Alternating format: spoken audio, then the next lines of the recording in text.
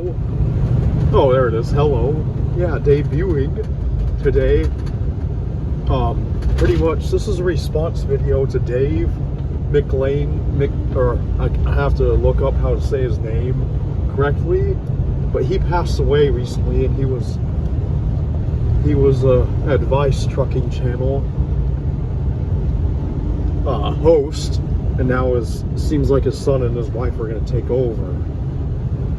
But I am in a 2020 or 2019 rather, is what the VIN on the door says, model Freightliner Cascadia, and I was in the spirit of nostalgia. I went back and I rewatched the exterior and interior review of the 2022 version of this vehicle that he had from GTP Transco featuring it in it, and this is really similar to that, and I'm really kind of excited to show off the one that I'm in now. And first off, what he was trying to showcase in it is that at the front, that sensor, yes, that is in fact, and I'll show an outside view, an inside view, but this is the mid-roof variety. But that one up front where he was pointing at, he said that was the lane, or the how far ahead, following distance and whatnot, feature that for safety is really annoying. I can tell you that in a Volvo VRN. Oh, that's the camera. That's the company camera. It will throw a hissy fit if it saw me filming, so it's not seeing me at the moment. But I was speeding a little bit. Anyways, yeah, we're at nighttime. I don't really turn the high beams on, but that's what they look like. In September in Eastern Washington, and I drive through where I grow up out of Lewiston every day, the same thing. And this town that we're coming into is called Pomeroy. But anyways, yeah, I have all that. On top of that camera is the other camera that does the, as you can see on the dash, it does the lane departure stuff, and it will not rumble on this. As you can see, I can even be on here just to demonstrate. It doesn't make any vibrating noises like the one that Dave was in. And yeah, it's got the same shifter. What else is there? Yeah, that sensor for the up ahead of following distance to turn the Jake brake on automatically. And it's got this feature, it's called adaptive cruise control on here. And I may have to restart to get the regular cruise control to come back on. But yeah, this is just it driving. One thing it does, I don't know if it's the exact spec on the suspension, but I hauled. I'll show it in a picture later. It's at 333. Okay. Yeah, I hauled aqua ammonia in a tank set up in a 07 pre-emissions W900 Kenworth. And what this truck will do around these S corners, especially further ahead out of here, out of Pomeroy, is it will rock to this. It almost, we're holding a set of doubles for FedEx rather. And what this truck will do, what this truck does, I can't even believe it does it. It's got half the power of that W900 as the ISX that I was used to, where I worked for 3 years. And what this will do is it feels like it's rocking with liquid around the corners, which I don't really enjoy the feeling of. It reminds me of that because I was just in the Volvo. And that one has a really horrendous lane sensing deal, and I had to unplug those. I could show that too, but another fella is driving that. But what it feels like that around the S corners, around 60 or so in a 25, or 5 miles below it. And yeah, it will do that. it feels like it's rocking. That's how the suspension is, or whatever. And it feels like you're hauling liquid. You know, that see caught somebody, but as now the light's on, you can kind of see the two trailers in the mirror. I cleaned the mirrors for you, and the windshield and windows.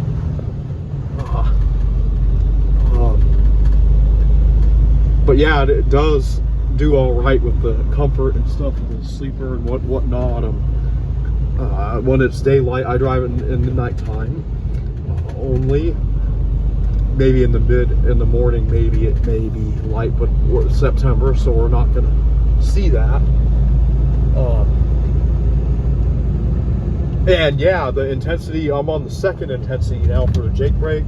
Third intensity, usually it'll do that. It'll shoot up to 2 more gears or whatever. One thing that's stupid about this is that you can click in and hold and hard and long hold that button on the end of that, and what it'll do is it'll say you can switch it to manual, but it has to be. I called Freightliner, the dealership, for this. I said I can't get it to enable. I clicked through all of these features on yours. 2022 doesn't have the screen, and what he told me is it's a parameter. He has to set it. He has to enable it.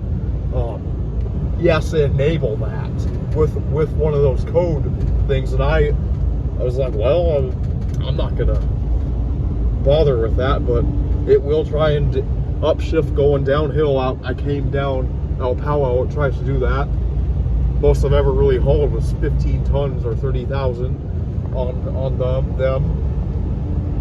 And I gotta tell you, the W900, I took on all those back roads in the next town up and all over for them farmers, and spring and the fall, and it never had any issues holding me with that ISX Cummins, which is a muffled Jake brake 2, 550 horsepower. But this thing does have issues like that. It's not as strong.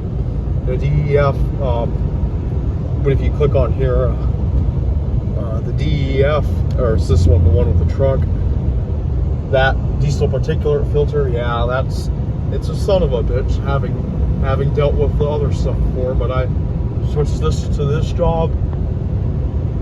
There's a myriad of reasons that led up to it, but I mean, it's a newer vehicle, and when it is in that cruise, it will go into coasting. It'll coast.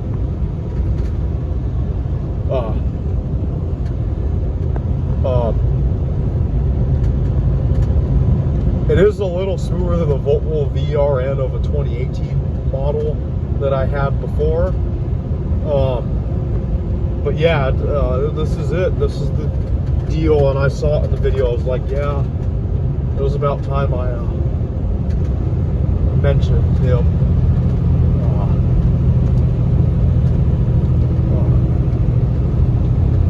When I had a boring time, it's usually supposedly the moon. There's supposed to be 2 moons at the moment, apparently, but I didn't see that yet. Headed towards Oregon.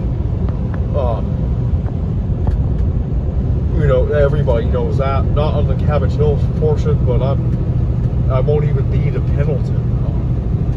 But here's, like I said, on the S curves, going around it, and it'll rock to the side. And I took it at about 58.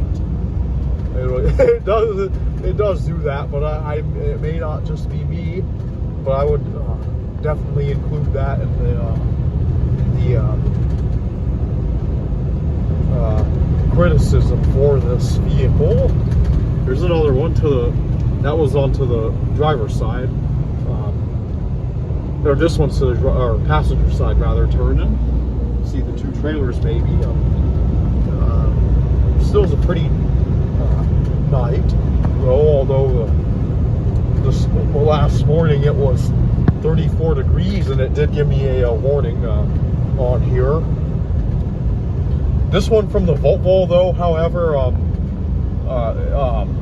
the Volvo, you have to click through. Well, this one too, mostly. You have to click through because I was used to them gauges over here where this ELD is at. It's dark, but you cannot, it's kind of camouflaged. You can see the top of it.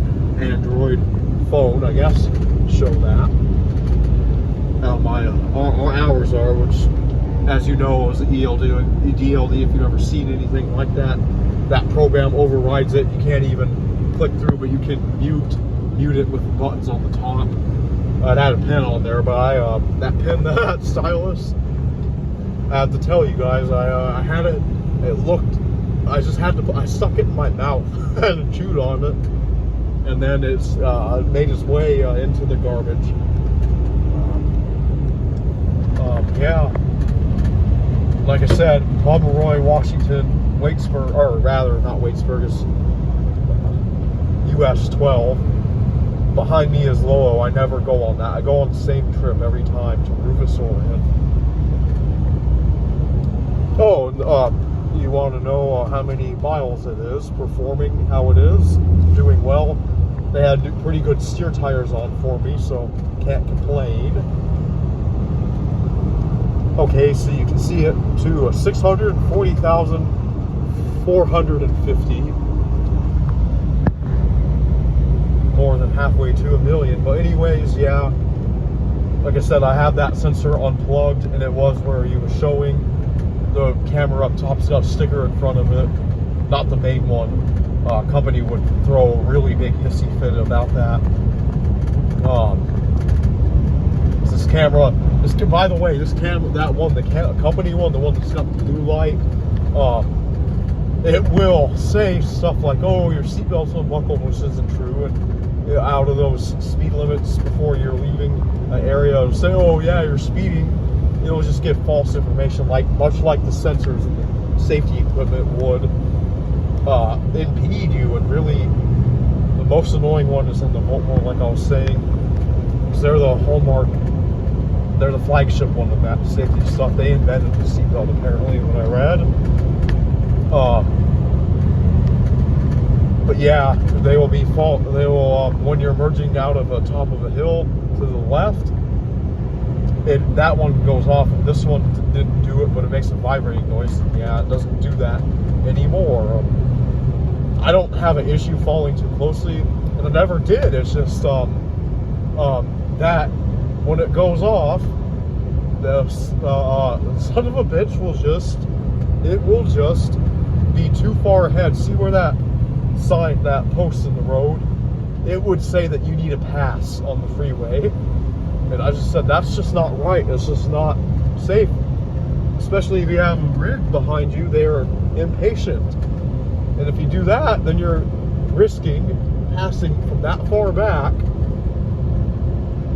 them cutting in between you and the semi that's ahead of you, and that's not safe. I mean, that's just dumb.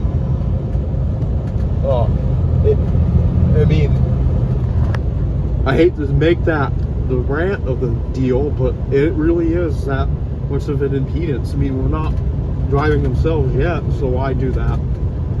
Speakers in here are the two in the door, 6.5 inches. They were replaced immediately, because they were just horrendous sounding. And the header is just a normal header for radio. I don't know if like in Dave's, if it showed the radio like a CarPlay option or connectivity. What it does do, it's a regular header. Freightliner or somebody manufactures it. The W900 was the 07. It had better speakers than they were up here on the top. But yeah, way better sounding quality of audio than what this Freightliner had. This one, when I undid it, the one chimes, those don't go on anymore. Like for instance, this one, for that would make a noise. It doesn't do that now because it had a separate plug on there. You may put a tweeter on, but they're not gonna have these aftermarket speakers in there. No sir, no sir. I'll make sure that they're removed before I move on. But yeah, that's the deal. Freightliner Cascadia still is all right. Well, this one isn't as sharp as the other turn, but yeah. Anyways, yeah, it sucks that he was 68. I had a friend who was 68. He passed in April 18th. I was working for a farm and I fed his cows for him, and he didn't get me to drive the tractor until the last day he was alive, and I drove the big tractor. But I was driving the hay fork tractor to load up, pick up Dodge Ram for the winter time. For this is my friend Randy Jame. So, and that's why I'm a little tore up about Dave also passing. You know, these older guys, you know, of the same age range. Although he wasn't Canadian, from around here. We're not going to quite show it in the video where he was from, because we're already at 16 minutes, and I still wanted to show the interior later. But yeah, I just responded to him. I had never watched any of his videos where I had nothing bad to say ever. Especially when he talks about the Lettuce King. I enjoyed that, those character things, and him saying he wanted to be a lawyer. I can definitely tell he's got the articulating opinions and stuff, and he would have done really well. And I'm glad that he decided to be, you know, like he was saying his hallmark phrase, a big strapper, like he said. My grandpa did the belly dumps and the asphalt in Colorado. And every summer I would be with him. And he passed in 2012. I don't really want to talk about death too much while on the highway, but a lot of really 2024. Kamala's probably gonna get in there, unfortunately, and just don't know. It's just you